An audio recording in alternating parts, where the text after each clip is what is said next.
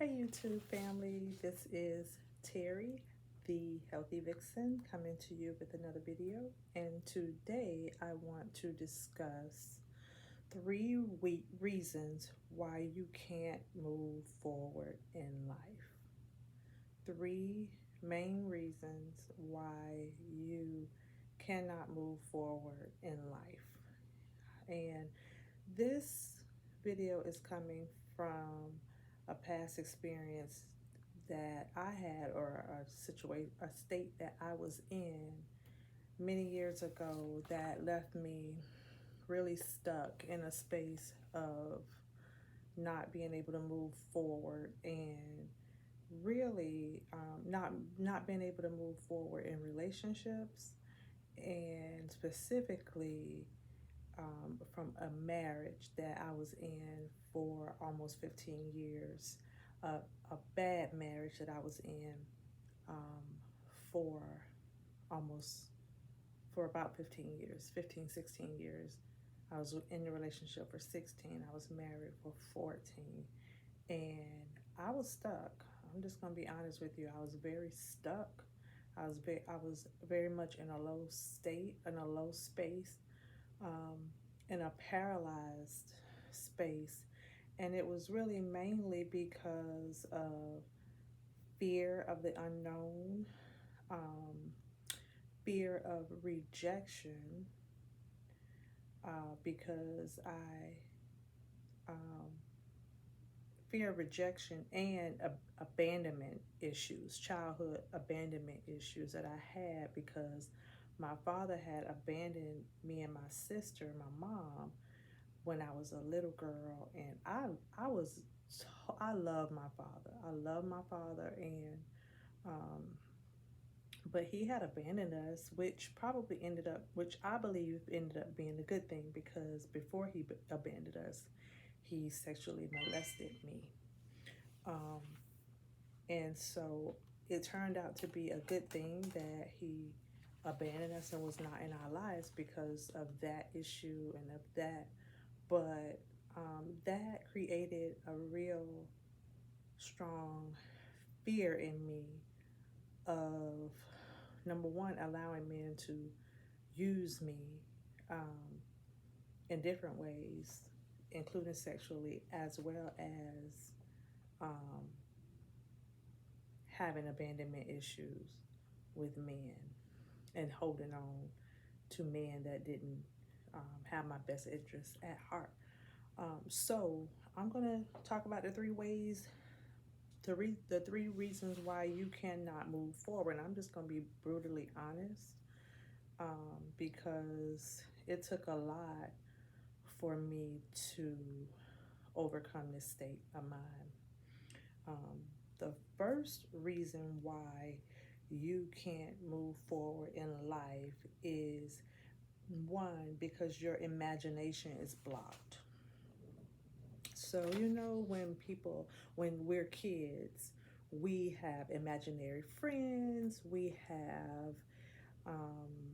imagine, like, I can remember being a little girl and imagining my grandmother's carport as the stage, and my cousin and I would sing on the carport to the grass, and we imagined that the grass was our audience of people, and we would be out there for hours having concerts. We would have concerts. We would sing songs like Whitney Houston, The Greatest Love of All. We would sing Denise Williams, Let's Hear It for the Boy. We would sing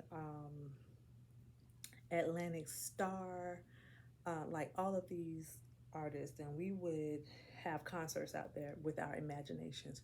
I can remember imagining that we were our moms and we were in the kitchen cooking dinners, and we would have grass and dirt and trees, and the tree branches would be the chicken legs and the chicken, and then the grass would be the collard greens, and the dirt would be cornbread or beans or whatever.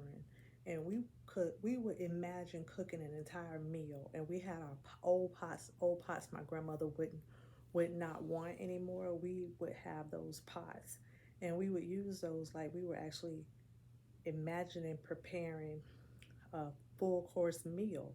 And so, but at one, and I was probably, we were little girls at this point, but I can remember going into my teenage, probably not like preteens. I would say I was maybe about 11, maybe about 11 or 12. And I can remember being at Vacation Bible School with other children, and the school teacher, the Vacation Bible School teacher, going around the room and asking us what we wanted to be when we grew up. And I can remember all of my peers were saying like they wanted to be doctors. I remember Gene.com, which is Eugene White, which um, went to church with me back in the day. He wanted to be an attorney, and he would be like Eddie Farrell. I want to be an attorney like the Eddie Farrell type, which is a very popular attorney in Jacksonville, Florida, where I'm from. And I can remember Latasha, one of my other childhood friends, she's like, I want to be a pediatrician. And Rashawn, she wanted to be a real estate agent. And like all of these kids, they had it down. They wanted to be veterinarians, they wanted to be all these things. But when it got to me, I was like, I don't know what I want to be. And this is the thing, I was probably smarter than all of them. Like I would consider myself like smarter, just as smart as them, and probably smarter because I've always been very smart in school. I've always been very smart in school. I've always made straight A's, or A's and B's. I've always done well in school. I was in the band. Was in the choir. I was always in sports. I was always doing a lot of different things and doing well at all of them. But when it came to an imagination, I didn't have one. And I think looking back, the reason why I did so well in a lot of different things is because I wanted the um, accolades. I wanted people to think that I was really good or I was very smart, and because I did not feel valued because of what had happened to me as a child. So when you talk about your imagination being stripped, a lot of the reason why your imagination is blocked is from childhood trauma, like physical abuse, emotional neglect, molestation, religious beliefs, like you're supposed to, um, not have sex until you're married. You're supposed to get married and live happily ever after. You're supposed to pray and come to church, go to church every day. And like, there's no imagination of life outside of the religions, the religious institution. Okay. And then also another form of institutionalism is, you're supposed to go to school, you're supposed to get a job, you're supposed to buy a house, get married, buy a house, have children, retire, and die. And even even if you're not blatantly told that, your lifestyle, my lifestyle, was heavily reflective of that because most of the people that were around me, my family and friends and loved ones and church members, that's what they did. That's what they did. You saw them from the time that you were old enough until they died. Like you would see them every week at church, at school or every holiday, every birthday. You saw that person religiously at the same events year after year. They may go out of town on vacation for a week, but they're going to come back. They're not leaving and never coming back, or leaving and pursuing something outside of the norm. Okay, so your imagination is blocked because of childhood trauma.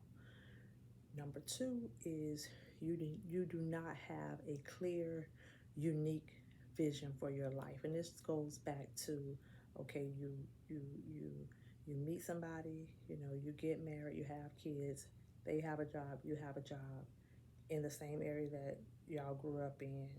Y'all got the same friends that y'all always had. Y'all go to the same churches y'all always have. Y'all, you may leave this job to go to another job on the other side of town, but it's the same thing. You live in the same house. You may buy another house, but it's in the same area. You go on vacation out of town for 3 days and you come back.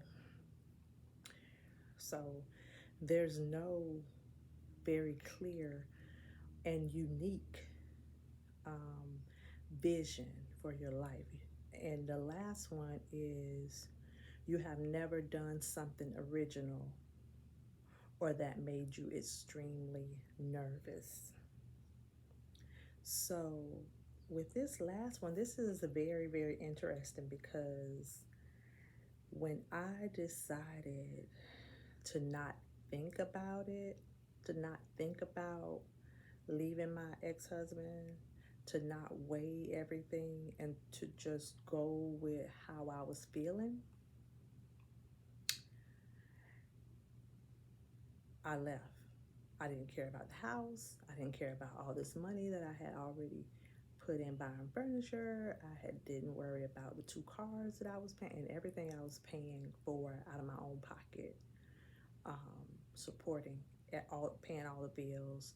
I didn't think about any of that. I just did something different. I didn't talk to him about it. I didn't want to discuss it with him. I didn't call his family and say, okay, well, this is what's going on. This is what I'm planning on doing.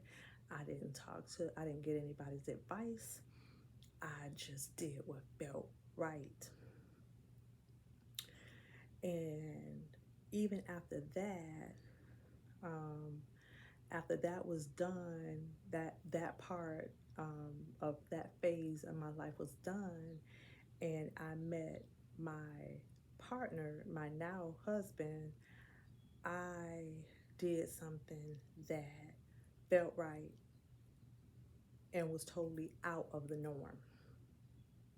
I did something that was totally out of the norm. I did what felt right. I did what felt scary. I did what felt like I was going to have to create my own blueprint, and I was just going to have to trust myself to be okay, like to take care of myself and to be okay, and trust this man that was telling me, like, listen, I got you, you're good. And I had to trust what I was feeling. And I think that changed my life. It totally changed my life. It totally changed who I am today.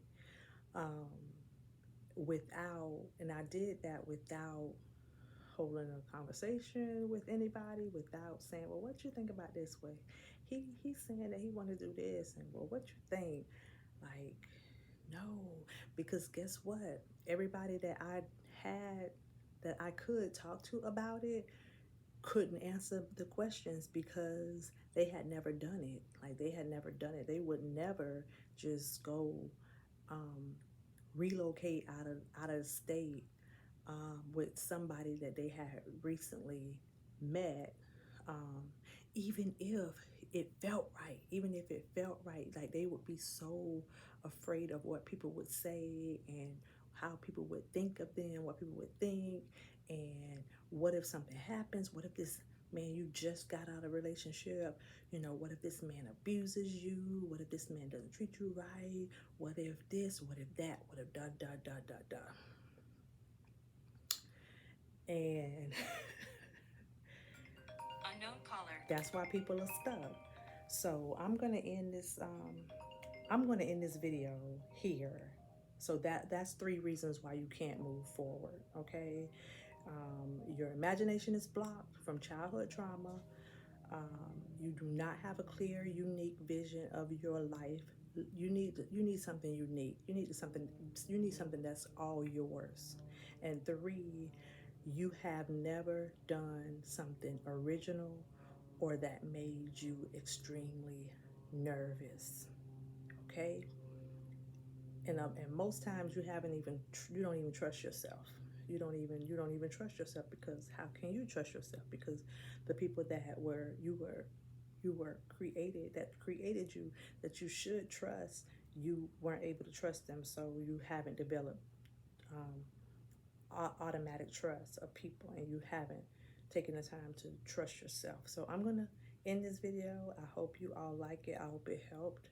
And yeah, let's discuss it. Leave it in the comments, like the video if you enjoyed it, and subscribe to the channel.